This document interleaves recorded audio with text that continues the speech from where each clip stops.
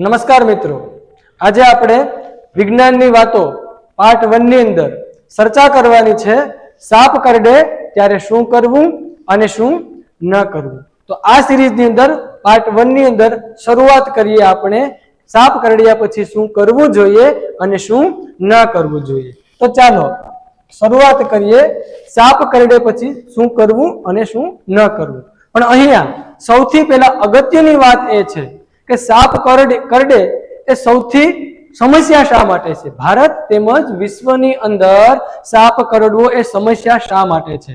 તો જો અહીંયા આંકડા આપેલા છે કે જુઓ, સર્પદંશ એ ભારતની મોટી સમસ્યા છે। સર્પદંશ એ ભારતની મોટી સમસ્યા છે। શા માટે? વિશ્વ અને ભારતની આપણે અહીંયા સરખામણી કરીએ તો એશિયન કન્ટ્રીઓની અંદર ખાસ કરીને સર્પદંશના જે કેસો છે એ વધારે પ્રમાણમાં જોવા મળતા હોય છે। ભારતની અથવા તો ભારતની આસપાસના સરહદી જે વિસ્તાર છે ત્યાં આંકડાકીય માહિતીની ચર્ચા કરીએ તો વૈશ્વિક સંસ્થા દ્વારા જે આંકડા આપવામાં આવ્યા છે તે અનુસાર વિશ્વની અંદર દર વર્ષે કુલ સર્પદંશના જે કેસો છે એની સંખ્યા છે 54 લાખ। તેમાંથી ભારતની અંદર 30 થી 40 લાખ જેવા સર્પદંશોના કેસો જોવા મળે છે। વિશ્વમાં 54 લાખમાંથી ભારતમાં 40 લાખની આજુબાજુ કેસો જે છે એ જોવા મળતા હોય છે। અને એપ્રોક્સિમેટલી પર્સન્ટેજ વાઇઝ જોઈએ તો 55 થી 60% જે કેસ છે ભારતમાં જોવા મળે છે। ઉપરાંત ઝેરી ડંખના ગંભીર કેસ, સાપ કરડે એ અમુક સાપ ઝેરી પણ હોય, અમુક સાપ બિનઝેરી પણ હોય, પરંતુ આ જે કેસો છે એમાંથી જે ઝેરી સાપના જે કેસો છે એ 18 થી 27 લાખ જેટલા છે। જેટલા પણ ઝેરી કેસો છે 18 થી 27 લાખના છે। પણ ભારતની અંદર 12 થી 14 લાખ જે છે ઝેરી સાપના કેસો જોવા મળતા હોય છે। વિશ્વની સરખામણીએ દ્રષ્ટિએ વાત કરીએ તો ભારતની અંદર એપ્રોક્સિમેટલી 50% જે છે એ ઝેરી સાપના કેસ જે છે જોવા મળતા હોય છે।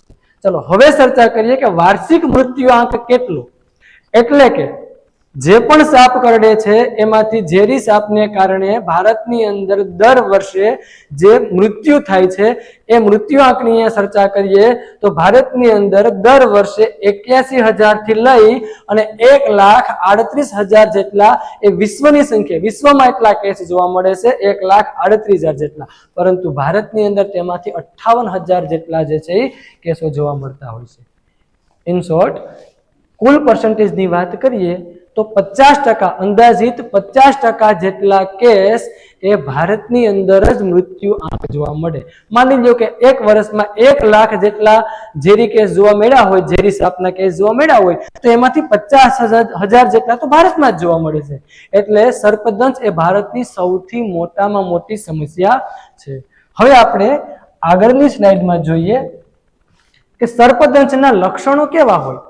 કોઈ વ્યક્તિને સાપ કરડે ત્યારે એની સ્કિન ઉપર, એની ચામડી ઉપર અથવા તો એના બોડી લેંગ્વેજ ઉપર કેવા કેવા પ્રકારના લક્ષણો જોવા મળતા હોય એની આપણે આ સ્લાઇડની અંદર ચર્ચા કરીશું। તો જુઓ, કરડેલી જગ્યા ઉપર કાં તો દુખાવો થશે, અથવા તો સોજો આવશે, અથવા તો એ લાલાશ થઈ જશે। જે સ્કિન ઉપર સર્પે દંશ કર્યો હોય એ ભાગ ઉપર કાં તો સોજો જોવા મળશે, ક્યાંક ને ક્યાંક એમાં દુખાવો જોવા મળે, અથવા તો એ ભાગ થોડોક લાલાશ જેવો ભાગ થઈ જશે। એટલે આ પ્રકારના લક્ષણ જોવા મળે। ઘણી વખત સર્પદંશના જે ભાગે દંશ મારેલો હોય ત્યાંથી લોહી વહેવું એવા કેસો પણ જોવા મળતા હોય છે।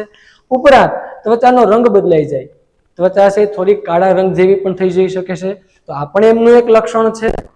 ઉપરાંત ઉલટી આવવી, ઉબકા થવા અથવા તો તીવ્ર પરસેવો જોવા મળતો હોય છે।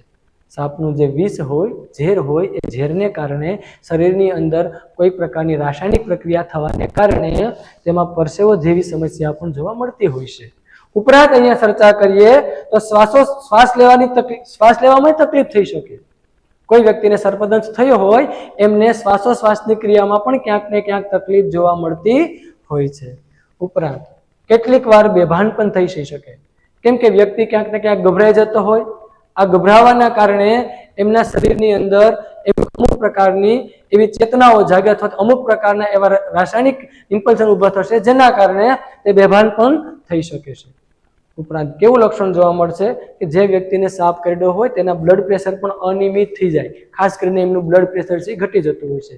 તો આ બધા જે લક્ષણો છે એ સાપ કરડવાના લક્ષણો છે.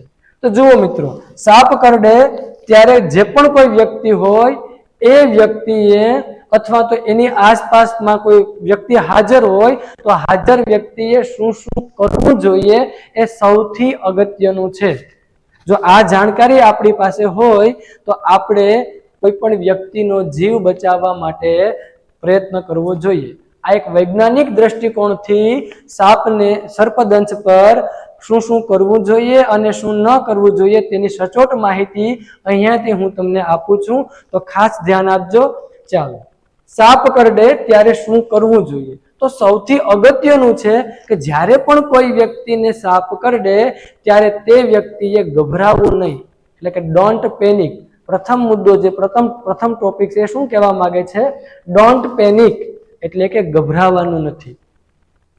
બીજો ટોપિક છે અહીંયા કીપ ધ બાઇટન એરિયા સ્ટીલ, એટલે કે જે ભાગ ઉપર સર્પદંશ થયેલો હોય તે ભાગને હલાવવાનો નથી, તે ભાગને આપણે સ્થિર રાખવાનો છે.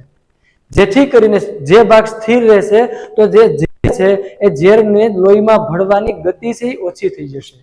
એટલે આપણે એ કેવો રાખવાનો? સ્થિર રાખવાનો છે. ઉપરાંત રિમૂવ ટાઈટ આઇટમ્સ. જો સર્પદંશ થયેલી વ્યક્તિએ તેમના શરીર ઉપર કોઈ આભૂષણો અથવા તો ઘડિયાળ વગેરે જેવી વસ્તુઓ પહેરી હોય તો એને શું કરવાનું છે? રિમૂવ કરવાનું છે, એને કાઢી નાખવાનું છે. કોઈ સ્ત્રીઓ હોય તો એમણે ઘરેણા પહેર્યા હોય તો એને પણ રિમૂવ કરવાના છે. તો આ પણ અગત્યનો મુદ્દો છે, એ પણ ધ્યાન રાખવું. ઉપરાંત બીજું શું કરવાનું છે? Avoid wrong practice. અહીંયા ભારતની અંદર ખાસ કરીને સૌથી વધારે સમસ્યા જે છે એ રોંગ પ્રેક્ટિસની છે.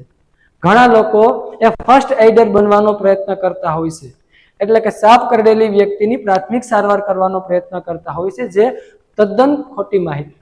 આ કરવાનું થશે જ નહીં.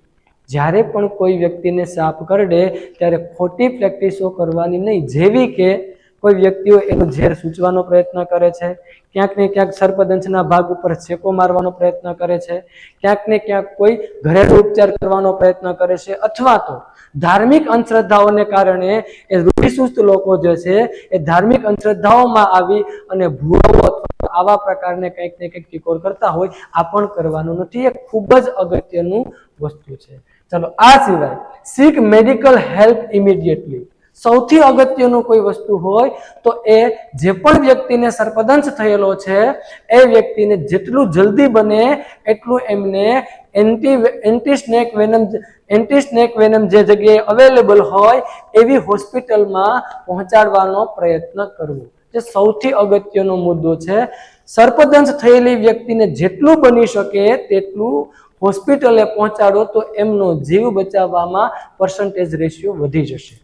આ સિવાય બીજું આપણે અહીંયા છે કે સાપ કરડે ત્યારે શું કરવું એ તો આપણે સમજી ગયા, પણ શું નથી કરવાનું જે સૌથી અગત્યનું છે તો એ પણ આપણે અહીંયા સમજીશું. સાપ કરડે ત્યારે શું ન કરવું, તો ધ્યાન આપજો. સાપ કરડે ત્યારે શું ન કરવું એમાં પ્રથમ ધ્યાન આપવાનું છે ડોન્ટ કટ ધ વાઉન્ડ, એટલે કે જે ભાગ ઉપર ડંખ લાગેલો છે એ ભાગ ઉપર કટ કરવાનું નથી. એ ભાગ ઉપર કોઈ પણ યંત્ર દ્વારા કોઈ પણ સાધન દ્વારા ત્યાં કટ કરવાનું નથી. જો એ ભાગ ઉપર કટ કરવામાં આવે તો ક્યાંક ને ક્યાંક ઘણી બધી સ્કિનને લગતી સમસ્યાઓ થઈ શકે, અથવા તો એ જે ઝેર છે એ ઝેરની અંદર હલનચલન થવાને કારણે આપણી જે લિમ્ફોટિક સિસ્ટમ છે, બ્લડ સિવાયની જે લિમ્ફોટિક સિસ્ટમ છે એ લસિકા તંત્ર છે, એ લસિકા તંત્રની અંદર એ ઝેરનો વેગ વધી જશે. એટલે આવું પણ કરવાનું થશે નહીં. આ સિવાય ડોન્ટ સક ધ વેનમ, એટલે કે જે વ્યક્તિને સર્પદંશ થયેલો છે તેમાં બીજા કોઈ વ્યક્તિએ એ ઝેરને સૂચવાનો શક કરવાનો પ્રયત્ન કરવાનો નથી. આવું કરવાથી ક્યારેક જે શકિંગ કરનારો વ્યક્તિ છે એના મુખની અંદર પણ ઝેર જાય તો એ વ્યક્તિનું પણ મૃત્યુ થઈ શકે. એટલે આ પણ કરવાનું નથી, આ પગલાઓ લેવાના નથી. ઉપરાંત કેવું ધ્યાન રાખવાનું, ડોન્ટ ટાઈટ ટુર્નિકેટ, એટલે કે ટુર્નિકેટનો મતલબ થશે કે કોઈ પણ જગ્યા ઉપર આપણે ઘાવ વાગ્યો હોય ત્યારે કોઈ પાટો બાંધીએ અથવા તો કોઈ એવી ટાઈટ વસ્તુઓ કોઈ બાંધવામાં આવે ને ટુર્નિકેટ કહેવામાં આવે. તો જ્યારે આપણે સાપ કરડે ત્યારે ઘણા લોકો આવી રોંગ પ્રેક્ટિસ કરતા હોય કે ઘાવની બાજુના ભાગમાં કોઈ વસ્તુઓ વડે ત્યાં શું કરતા હોય, ટુર્નિકેટ બાંધતા હોય, મતલબ કે તે વસ્તુ ઉપર પાટો બાંધતા હોય. આ પાટાઓ પણ બાંધવાના નથી, આ ખાસ ધ્યાન આપવાનું છે. એટલે કે ટુર્નિકેટ પણ બાંધવાનું નથી. આ સિવાય સૌથી અગત્યનું, don't waste time on traditional healers, એટલે કે આવા કોઈ પણ ઘરગથ્થુ કોઈ ઉપચારો કરવામાં ખોટો ટાઈમ બગાડવાનો નથી. બને તેટલું જલ્દી તેમને હોસ્પિટલ પહોંચાડવાનો પ્રયત્ન કરવાનો છે. એટલે don't apply ice or chemical. જે ભાગ ઉપર ડંખ લાગ્યો હોય તે ભાગ ઉપર બરફ ઘસવાનો નહીં કે કોઈ કેમિકલ ઘસવાનો નહીં. સ્વાભાવિક છે કે જે ભાગ ઉપર ડંખ લાગેલો હોય તે ભાગ ઉપર બળતરા થશે. એટલે બળતરા થાય એટલે ક્યાંક ને ક્યાંક પેશન્ટ છે પેનિક થઈ જશે. તો પેનિક થયેલ વ્યક્તિ શું કરશે, તો એના પર બરફ ઘસવાનો પ્રયત્ન કરશે, પણ આવું કરવાનું નથી. ક્લિયર છે વસ્તુ? તો આ વસ્તુઓ ધ્યાન આપવાની છે. Don't apply ice or chemical, જે ખૂબ જ અગત્યનું છે. હવે આપણે સમજીશું આ ટોપિકની અંદર આપણે એટલી ચર્ચા કરી, સાપ કરડે ત્યારે શું કરવું જોઈએ, શું ન કરવું જોઈએ, સાપ કરડ્યા પછીના લક્ષણો કેવા હોય, એ આ ટોપિકની અંદર ચર્ચા કરી. હવે આપણે વિજ્ઞાનની વાતો પાર્ટ 2 ની અંદર, એટલે કે નેક્સ્ટ વિડીયોમાં ચર્ચા કરશું કે ભાઈ સાપના શું બધા સાપ છે ઝેરી હોય, શું બધા સાપ બિનઝેરી હોય, અથવા તો સાપ કેવા પ્રકારના હોય. આવી જે ચર્ચાઓ છે એ હવે આપણે નેક્સ્ટ વિડીયોમાં કરશું. તો જુઓ, નેક્સ્ટ વિડીયો પાર્ટ 2 ની અંદર, એટલે કે વિજ્ઞાનની વાત પાર્ટ 2 ની અંદર શું આપણે જોવાનું છે, કેવા પ્રકારની ચર્ચાઓ કરશું, સાપના પ્રકાર અને તેની ઓળખની ચર્ચાઓ કરશું. આ ઉપરાંત સાપ ઝેરી છે કે બિનઝેરી સાપ છે એની ચર્ચાઓ કરશું. ઝેરી સાપને કેવી રીતના ઓળખવા, બિનઝેરી સાપને કેવી રીતના ઓળખવા, આવી ચર્ચાઓ કરશું. ઉપરાંત ઝેરના પ્રકાર, અલગ અલગ સાપની અંદરથી જે ઝેર હોય એ પણ અલગ અલગ પ્રકારના હોય, તો ઝેરના પ્રકાર વિશેની પણ ચર્ચા કરશું.